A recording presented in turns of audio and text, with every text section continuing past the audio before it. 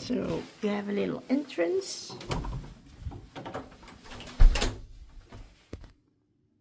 Safety instructions. And then another door. And this is the room we are about to check out, so it's a little messy, but it's not too big. But you can walk around easily. A lot of sockets, which is nice. Here, a little space to put some clothes.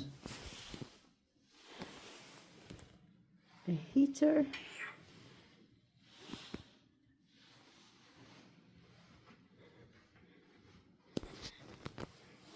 Air conditioning.